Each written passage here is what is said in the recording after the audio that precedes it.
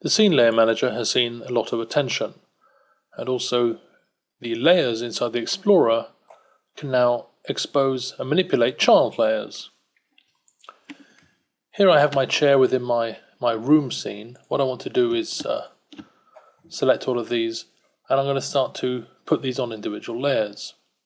There's a new menu structure with a number of new commands inside here.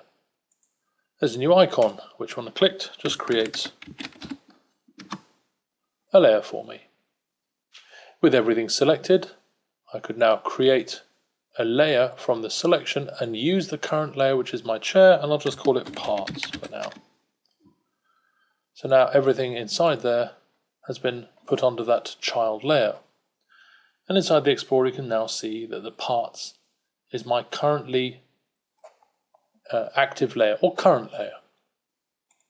Clicking on the second column allows me to change the current layer, and clicking on the little triangle expands and collapses parent layers.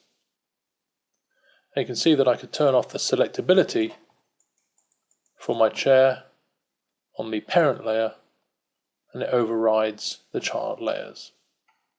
If I were to go and just create a new layer, let's just call it wheels, I think, oh no, I needed to have put that under the chair. If I select the chair layer, I can go in and just say move under current layer.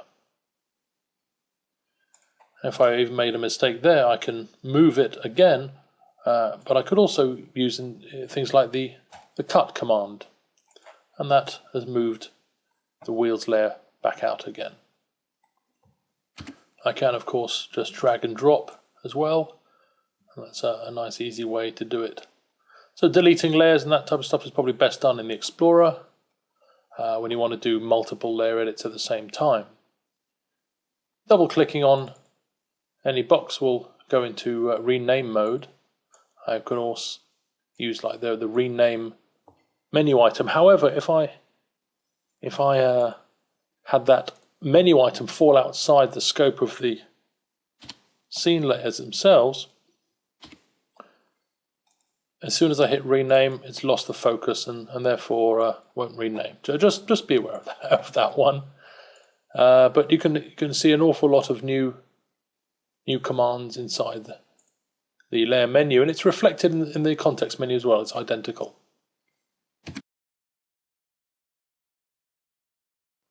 Weight maps can now be edited inside the weight editor, and just as with normal envelope weighting, a weight map can enjoy the same controls.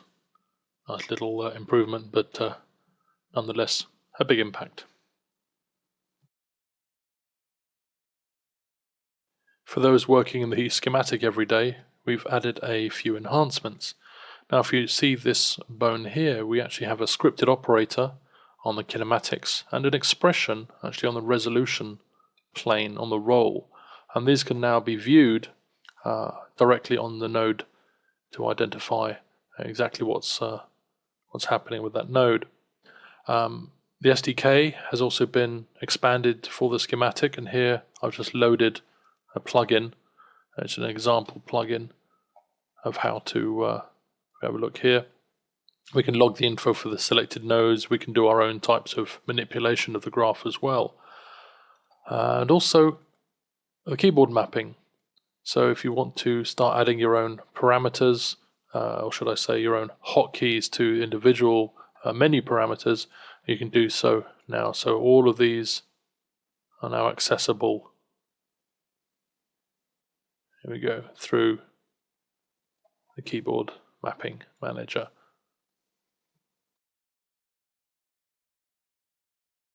The primitive bone has now been given a little facelift and can have all of the bone display and shadow display icons that the normal bones enjoy. And each of these can obviously track the display mode, and so we can make little bone primitives have a much bigger part of any setup now. The F-curve editor has a bit of an update. You can see now the main toolbar has been rationalized to be the most common tasks.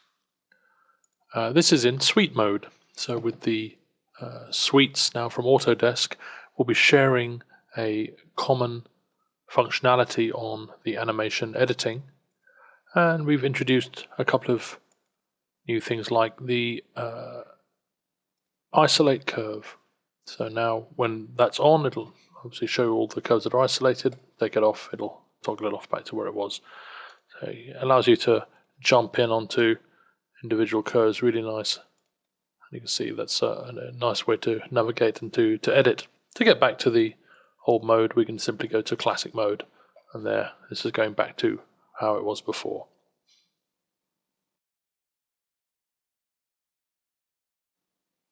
A stop button has been added to the play control, which is particularly useful for any heavy scenes to be able to ensure that the playback is stopped.